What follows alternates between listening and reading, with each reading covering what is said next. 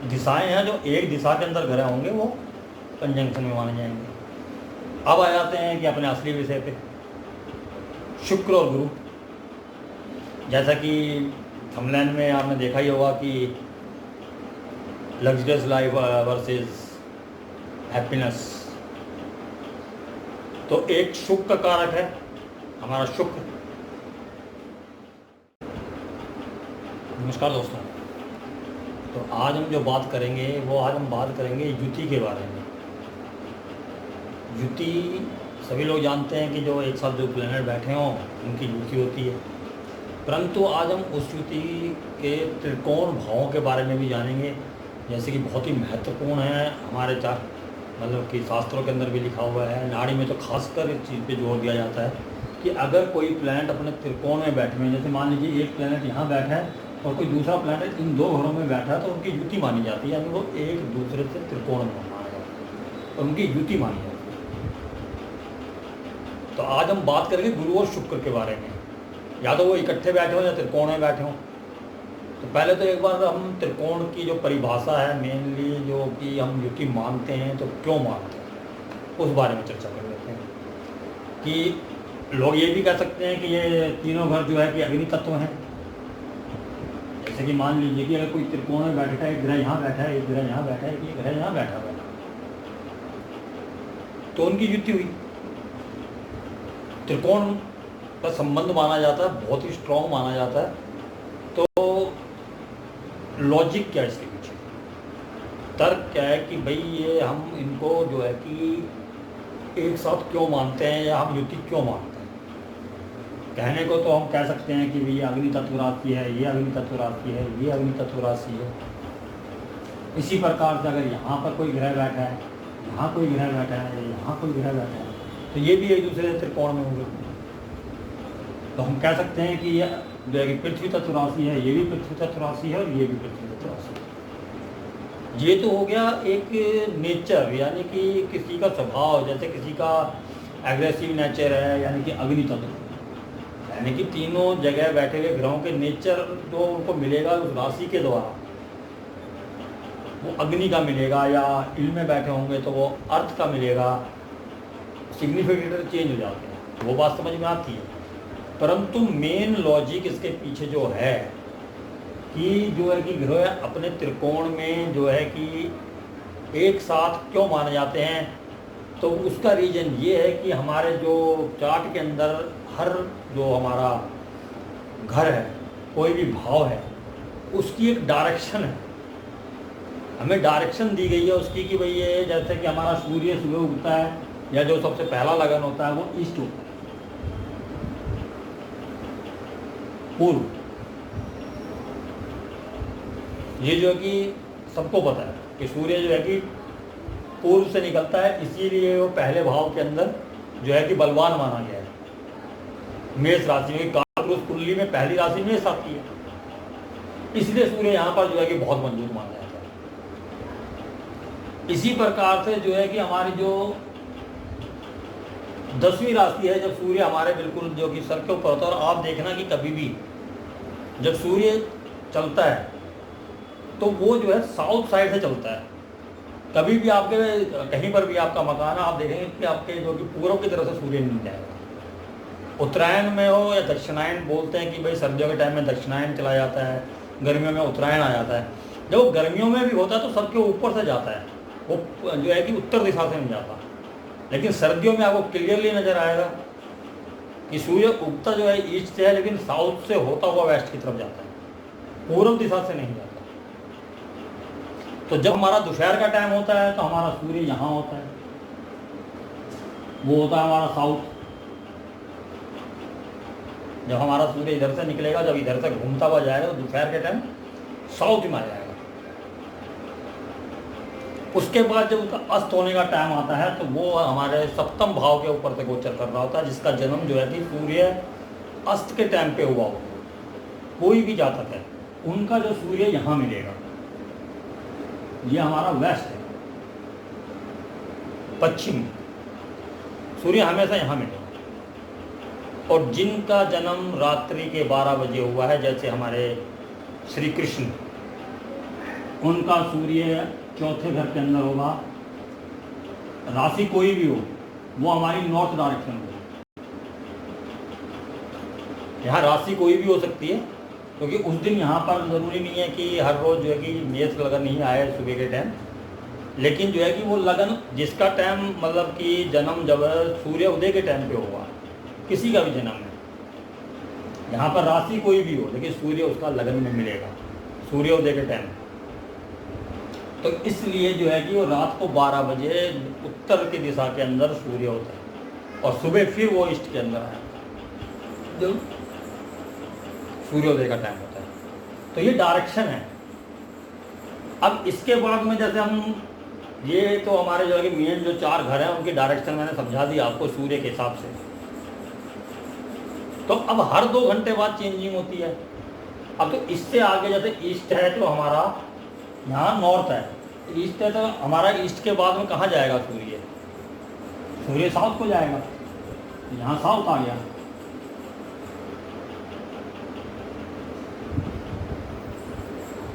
South के बाद में फिर वो वेस्ट छुपेगा, फिर नॉर्थ आधी रात। तो इस प्रकार से जो है कि अब आप देखेंगे कि अगर यहाँ नॉर्थ है, ठीक है जी, तो यहाँ फिर ईस्ट आएगा,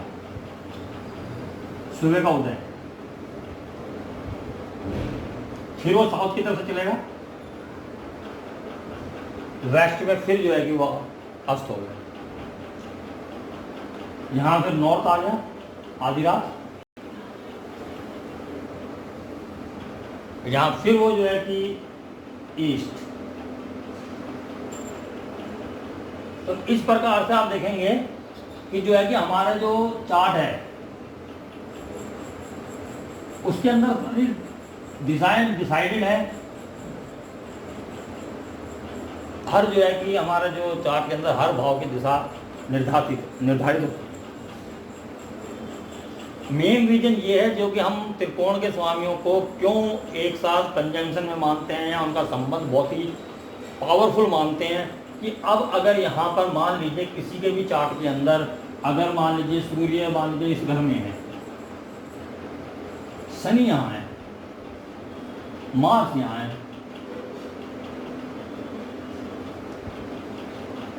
अपना सन, सैटर्न, ये मार्स। तो इस हिसाब से अगर हम देखेंगे तो नॉर्थ नॉर्थ नॉर्थ, यानी कि 3 व्यक्ति कहीं जा रहे हैं और वो सारे के सारे अगर नॉर्थ डायरेक्शन के अंदर तो एक साथ माने जाएंगे। इसी प्रकार से तीनों को यहाँ पर लिखा जाएगा, मार्स, सन और सैटर्न। मेन जो रीजन होता है जो हम ये शास्त्रों के अंदर कहते हैं कि त्रिकोण संबंध को समझना चाहिए, त्रिकोण संबंध को बहुत मजबूत होता है, लेकिन लॉजिक उसके पीछे ये है कि जो डायरेक्शनल जो हमारा जो कुंडली के अंदर जो भाव हैं जो हमें दिशाएं बताते हैं, तो वो एक दिशा में जब 3 ग्रह आ जाते हैं तो वो उनका कंजंक्शन माना जाता है, वो साथ में माने जाते हैं, तो उनका प्रभाव एक दूसरे पे बहुत ज़्यादा होता है। वो ठीक है कि तत्व एक होता है, एक जैसा बिहेव करेंगे तो वो तो ठीक है ना कि जब शाम के टाइम है, रात्रि के टाइम है, मान लो सर्दियों का दिन है, रात्रि का टाइम है, 3 जने एक तरफ हैं, वहाँ ठंड बहुत है, तीनों रजाई में ओढ़ेंगे, तीनों को ठंड लगेगी, तीनों रिएक्ट एक जैसा करेंगे। तो वो तत्व एक जैसा है, वहाँ का वातावरण एक जैसा है। ये मान लीजिए ये आपकी जो राशियाँ ये वातावरण है, इनका तत्व है जो जलीय तत्व है। यहाँ पर उनको जो कि जल तत्व वाले इमोशनल जो है कि वो फीलिंग्स मिलेंगी हर ग्रह को, जिसमें कि आप कह सकते हैं कि सन, सैटर्न और मार्स जो है कि तीनों ही ऐसे ग्रह हैं जो कि जो वाटरी साइन के अंदर जाते हैं तो इतना अच्छा फील नहीं करते। तो ये पहले ही जो है कि इनका कंजक्शन जो है वैसे ही खराब हो गया, ये वाटरी साइन के अंदर जो है कि अच्छा फील नहीं करते। फिर जब इनकी जब युति बनेगी तो इन तीनों को मिला के कोई भी युति है, मान लीजिए यहाँ पर सन और मार्स जो है कि एक मित्र हो गए हैं आपस में, लेकिन शनि इनका शत्रु है, तो शनि के कारतत्वों में कमी आएगी बहुत ज़्यादा। जो शनि के घर हैं यहाँ पर मान लीजिए यहाँ पर जो 10th और 11th हाउस है, इनके लिए व्यक्ति को बहुत ज़्यादा संघर्ष करना पड़ेगा। अब इन तीन अलग अलग जगह बैठे, अब ये किसी एक घर में बैठे होंगे तब भी रिजल्ट वही आएगा। अगर मान लीजिए तीनों यहाँ आ जाते हैं या तीनों यहाँ आ जाते हैं, तीनों यहाँ आ जाते हैं, तब भी उनका सेम रिजल्ट आएगा। ये नहीं है कि भाई उनका रिजल्ट जो है अलग हो जाएगा।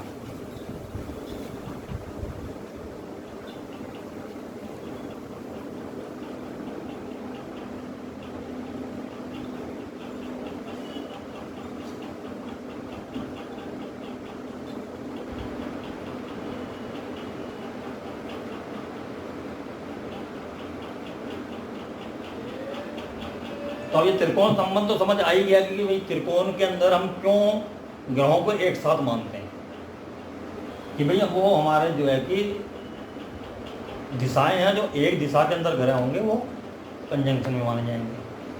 अब आ जाते हैं कि अपने असली विषय पे, शुक्र और गुरु।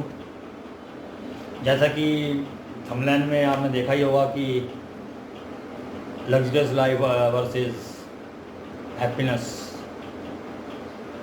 तो एक शुक्र का कारक है हमारा शुक्र, वो दो स्थान है उसको मिले हुए हैं, एक अपना दूसरा स्थान, एक सातवां स्थान, और दोनों को मतलब कि आप कह सकते हैं कि एक तरीके से जो है कि धन से जुड़े हुए हैं, एक अपनी इज्जत से जुड़े हुए हैं, मतलब कि एक हमारा पत्नी का स्थान, एक हमारे परिवार का स्थान, तो इज्जत भी जुड़ी हुई है क्योंकि यहाँ पर हमारी जो पत्नी है, यहाँ पर हमारे जो परिवार है, और ये भी धन स्थान है और ये भी धन स्थान है। शुक्र है दोनों का जगह का मालिक, और शुक्र को लक्ष्मी बोला गया है, तो सभी जानते हैं। तो एक जगह पे वो ग्रह लक्ष्मी है, एक जगह पे धन लक्ष्मी है, सही है। लेकिन शास्त्रों के अंदर इन दोनों घरों को ही मारक भी बोला गया है। मारक मीन जो मार सकते हैं। तो ये जो ग्रह हैं ये मारक ग्रह बोले गए, मारक जगह बोली गई, ये भाव मारक हैं। और ये इतना सौम्य ग्रह है शुक्र, किसी को मार सकता है क्या?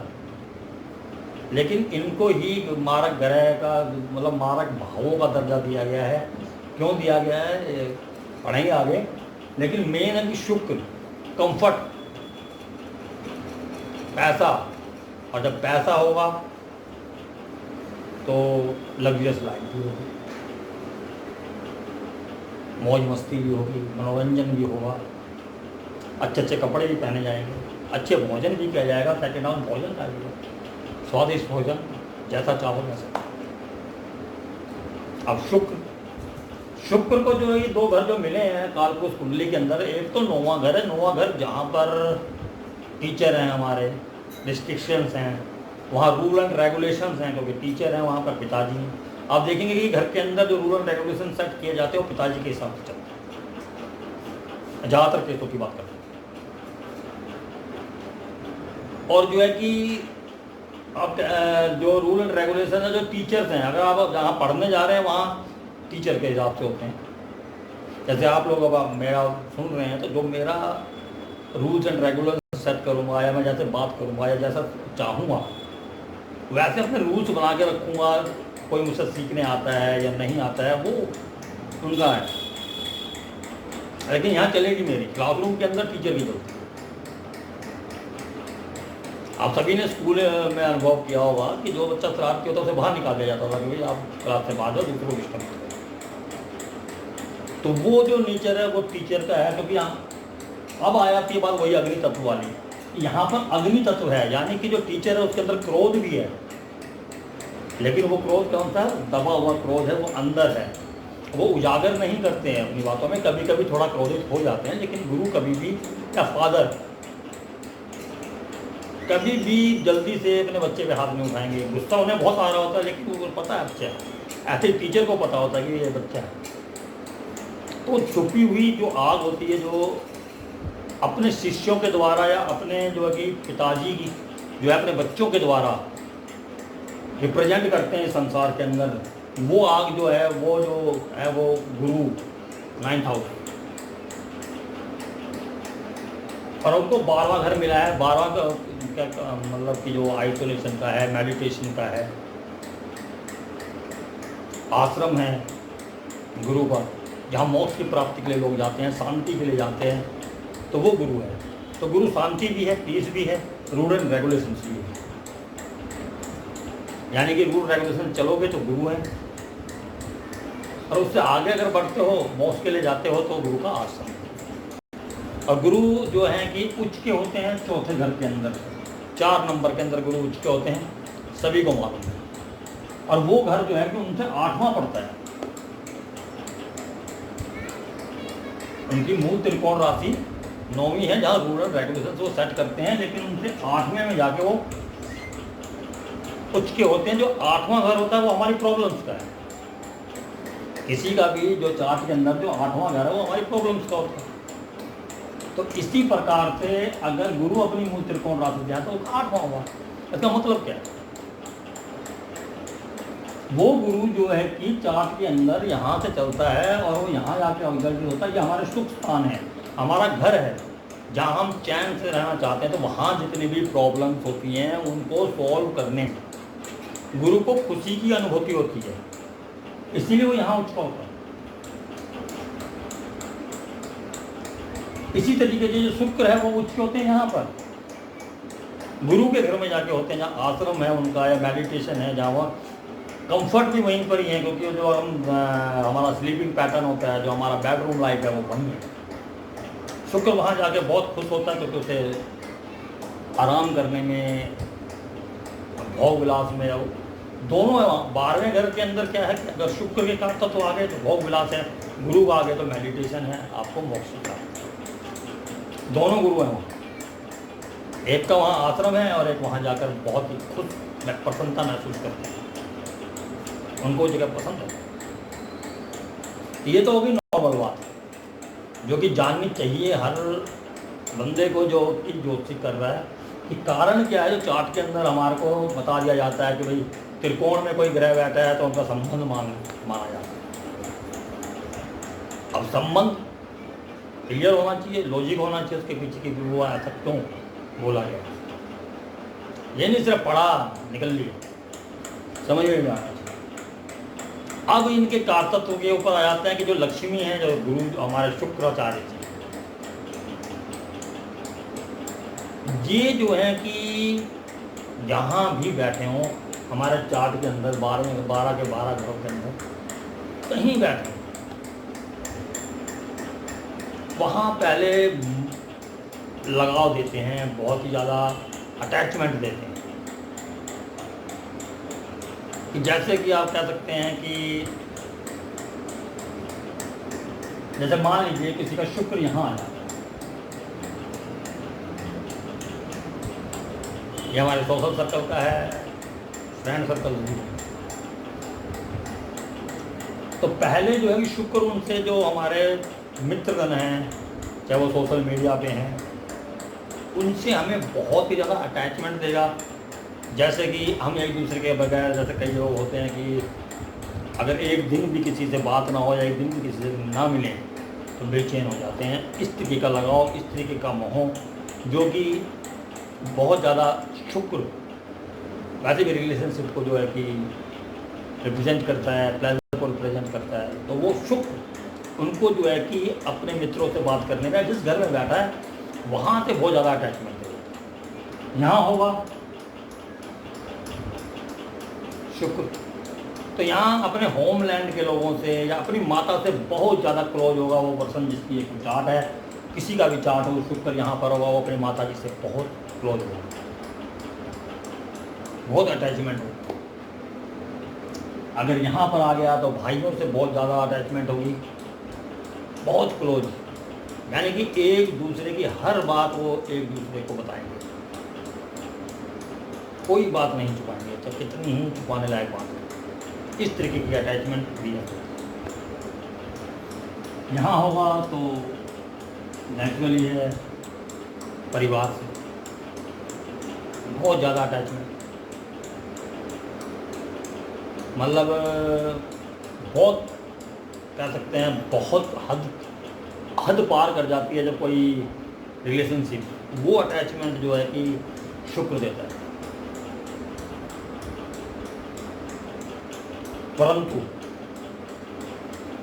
बाद में वही शुक्र आपको उस जगह से अलग कर देता है, उस जगह से आपको डिटैच कर देता है, उस जगह से के बारे में आप बात करना पसंद नहीं करते हैं। जैसे मान लीजिए कि शुक्र यहाँ पर आपके परिवार वालों से आपका बहुत ज़्यादा अटैचमेंट है, लेकिन जब बाद में जब रिवर्सल होगा इस बात का, तो वहाँ पर जो है आपको कुछ बातें ऐसी हो जाएंगी कि जो कि आप वहाँ अपने परिवार वालों से बात करना पसंद करें। यहाँ का इसी प्रकार से मान लीजिए शुक्र अगर चौथे घर के अंदर है, आप माता से बहुत ज़्यादा अटैच हैं, लेकिन बाद में वहीं से आपको अलग होना पड़ेगा। इसी प्रकार दोस्तों,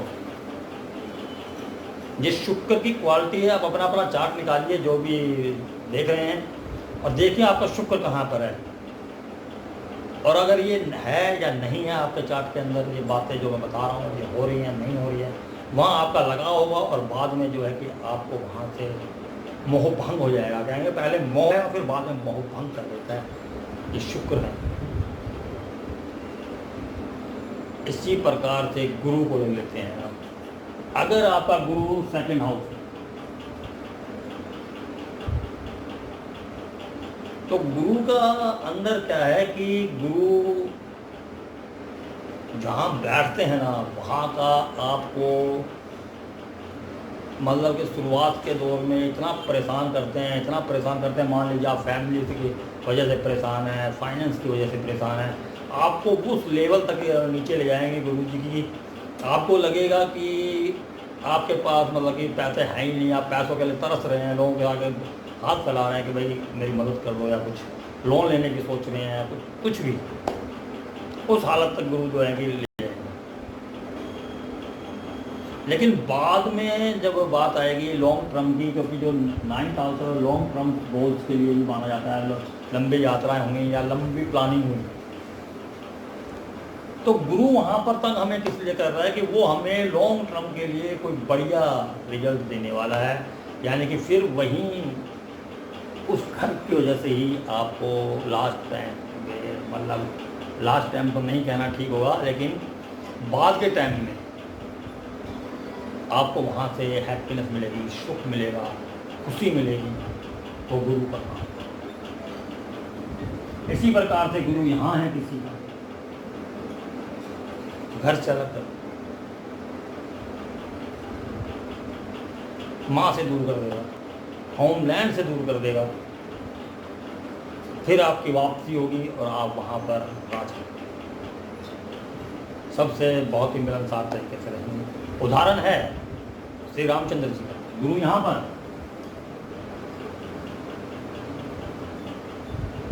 रामचंद्र जी उच्च के हैं वहाँ,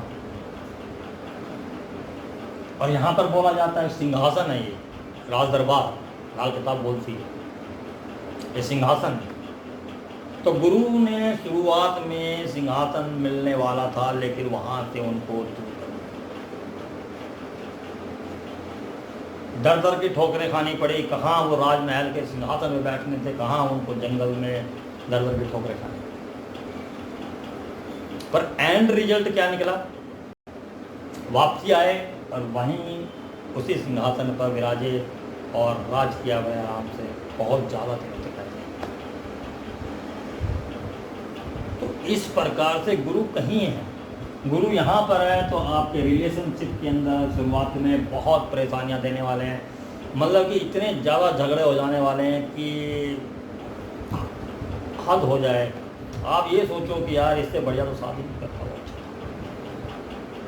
तो इस तरीके का गुरु वहाँ पर आपको जो है कि नीचे ले जाने वाला। परंतु जो है कि वो अगर आप बने रहे अपने रिलेशंस के अंदर, वैसे गुरु इतनी जल्दी से अलग करता नहीं, बने रहे रिलेशनशिप के अंदर, तो वही रिलेशनशिप की वजह से आपको बहुत ज़्यादा सुख की अनुभूति, हैप्पीनेस और आप एक पीसफुल लाइफ लास्ट में जीने वाले हैं। ये गुरु और शुक्र का एक विपरीत, दोनों गुरु हैं लेकिन असर विपरीत है, क्योंकि जो कंफर्ट है, वो जो क्षणिक सुख जो होता है, जो बहुत जल्दी चाहिए होता है इंसान को, उसके पीछे भागता है, माया के पीछे भाग रहा है, कोई स्त्री के पीछे भाग रहा है, किसी से शादी करनी है, ये गुरुजी समझा रहे हैं, माँ बाप समझा रहे हैं, मान ले। कोई 2 नंबर से पैसा कमा रहा है। आप देख सकते हैं राजनेताओं के अंदर भी देख सकते हैं, जिन्होंने बहुत पहले से साम्राज्य बनाया खूब, या तो वो जेल के अंदर हैं या भागते फिरते हैं। टाइम आता है, क्योंकि शुक्र से ऐसो आराम लिया हुआ बाद में रिवर्सल में वापस देना पड़ता है, और वहाँ परेशानियाँ आती हैं। और गुरु पहले मेहनत कराता है, सच्चे रास्ते से अगर आप कमा रहे हो तो शुरुआत में मेहनत भी करेंगे, तकलीफ भी होगी, लास्ट रिजल्ट क्या होने वाला है, बढ़िया होगा। अब ये तो बात हो गई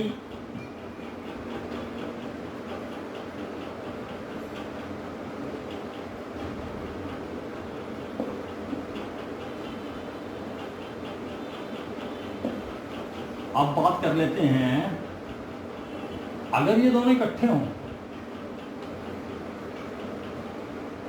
तो सारी बात हो गई। तो अगर ये इकट्ठे हैं या त्रिकोण में हैं, जैसे कि शुरू में हमारी बात हो ही गई है कि त्रिकोण के अंदर भी होंगे तो उनसे संबंध मानेंगे। तो हमारे एक मित्र हैं, उनका 9 नंबर यहाँ है, जुपिटर है,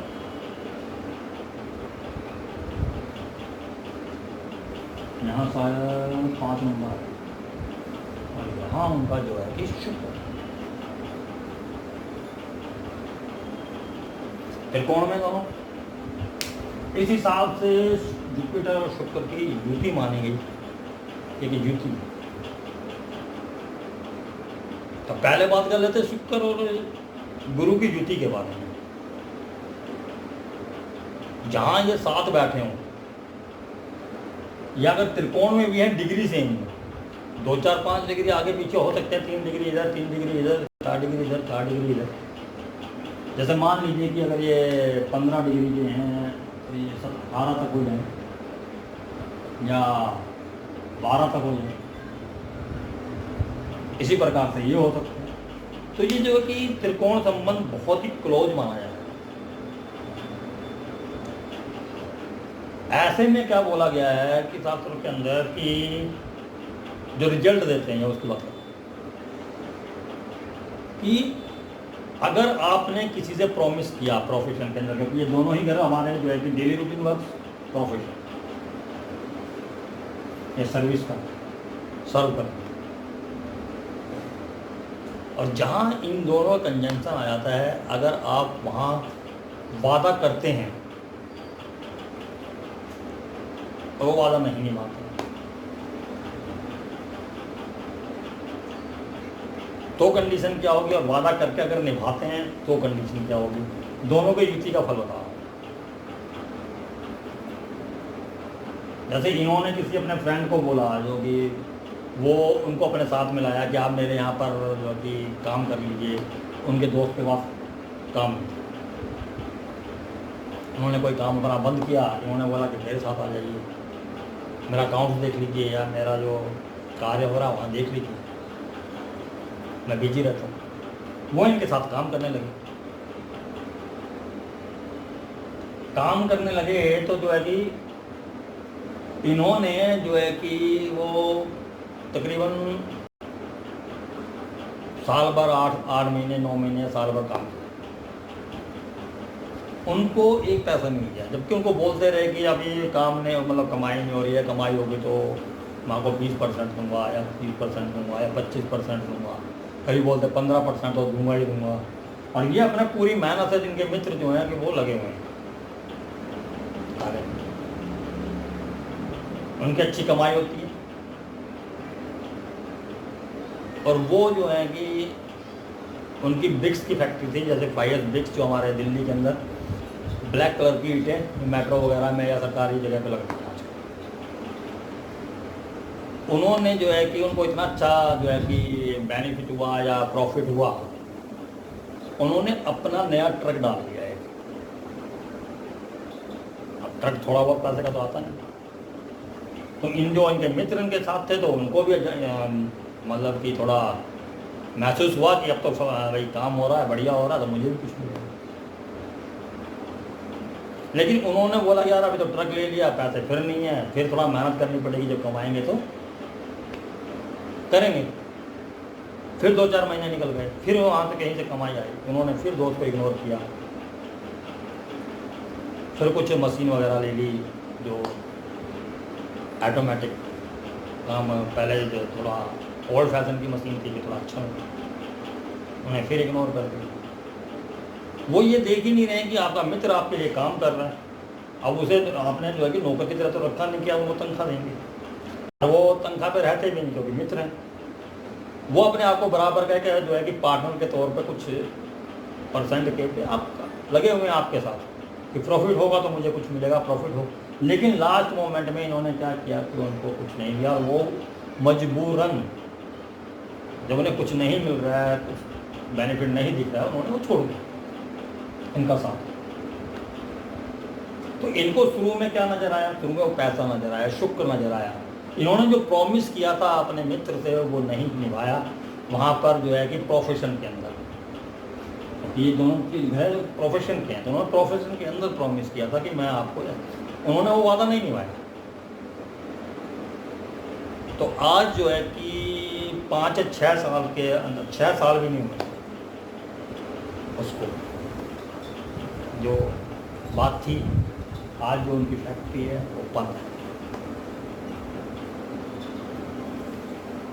ये रिजल्ट है। अगर आप जो है कि इन दोनों का कंजंक्शन है, अगर आप, और ये आया कहाँ से है, ये जो मतलब जो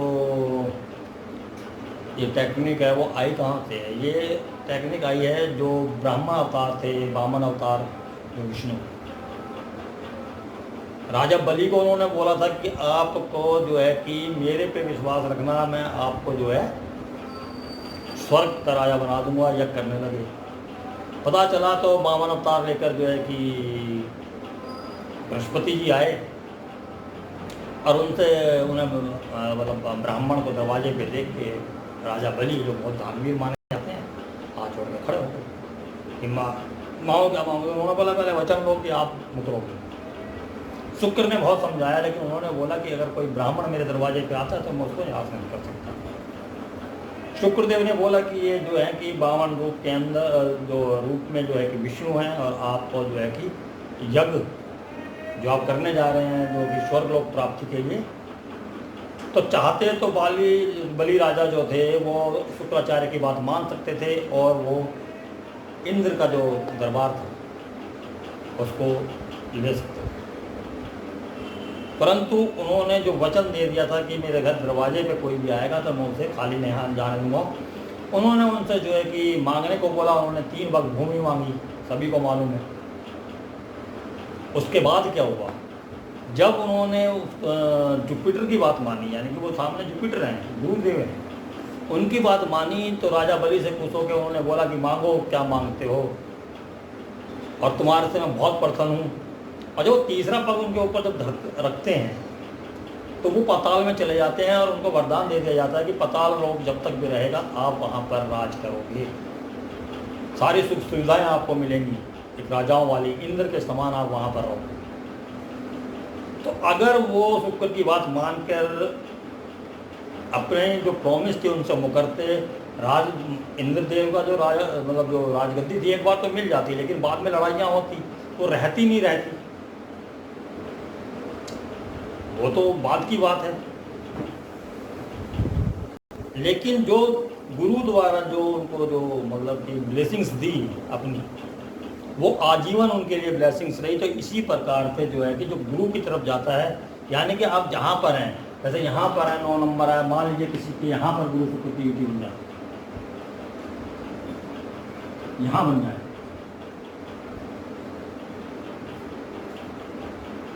लव रिलेशनशिप में, पार्टनरशिप में, अगर आप किसी को कोई वादा करते हैं तो वादा जरूर निभाएं। उस टाइम का फ़ायदा मत देखें जब वो बात हो रही होती है, बाद में आपको वादा निभाने का टाइम आए, उस टाइम पे हो सकता है आपको कोई दूसरी चीज़ अच्छी लग रही हो, जो वादा किया हुआ है आप सोच रहे हैं कि इस वादे को टाला जा सकता है, ये काम कर लिया जाए, तो उस वादे को मत तोड़िए। क्योंकि अगर आप दूसरी तरफ गए, मान लीजिए आप यहाँ हैं, दूसरी गर्लफ्रेंड की तरफ गए, पहले से आपने वादा कर रखा है, अगर दूसरी तरफ गए तो कुछ दिन के लिए तो आपको बहुत अच्छा लगेगा, लेकिन एंड रिजल्ट जो है खराब होने का। और अगर जहाँ कमिटमेंट आपकी है, अगर आप वहाँ पर अटल हैं, तो आपका लास्ट रिजल्ट जो है कि अच्छा रहने वाला है। इस जो कॉम्बिनेशन का मेन जो गोल है या मेन जो रिजल्ट है वो इस चीज़ में छुपा हुआ है कि आप जब किसी से कोई प्रॉमिस करते हैं जहाँ पर ये चार्ट के अंदर है, तो अगर उसे आप निभाते हैं तो आपको खुशियाँ ही खुशियाँ मिलने वाली हैं, और अगर नहीं निभाते हैं तो कंफर्ट तो हो सकता है आपके पास, लेकिन खुशियाँ नहीं, और हो सकता है कंफर्ट भी छीन जाए। क्योंकि अगर यहाँ पर है, मान लीजिए ये युवती यहीं पर ही है, तो ये बच्चों का घर है, बच्चे आपके पास हो सकते हैं, पैसा भी आपके पास बहुत है, लेकिन जो बच्चों से असली जो खुशी मिलती है, उनके साथ में वो खुशी कहीं गायब होगी। या तो बच्चे आपकी बात नहीं मानते होंगे, या बच्चे बिगड़ जाएंगे, आप उनको देख के दुखी होते रहोगे। तो ये आप सवाल में सोचोगे मैं तो किसी का बुरा किया ही नहीं, ये छोटी सी चीज़ है, कहीं आपने कमिटमेंट किया और वो आपने तोड़ दिया, और आपके चार्ट के अंदर वो जो पिछले जन्म से आया हुआ है ये कि भाई आपने किसी कमिटमेंट किया था, तोड़ा था, तो दोबारा चांस मिल रहा है, इस जन्म में सुधार लीजिए। आप नहीं सुधारोगे तो फिर वही रिजल्ट है, एंड रिजल्ट फिर जीरो, फिर आपको जन्म लेना पड़ेगा, फिर इस कॉम्बिनेशन के साथ आना पड़ेगा, फिर ये चीज़ें होंगी। तो अच्छा है कि अभी सुधार। उम्मीद करता हूँ कि आज की वीडियो आपको ज़रूर पसंद आएगी, प्लीज़ लाइक और शेयर जरूर कीजिएगा। और जो है कि मेरा कोर्स चालू हो रहा है प्रेडिक्टिव एस्ट्रोलॉजी कोर्स, रविवार से राखी के दिन। तो जो कोई भी मेरे कोर्स को ज्वाइन करना चाहते हैं प्लीज़ मुझे कॉल कर सकते हैं। आगे जाता हूँ, नमस्कार।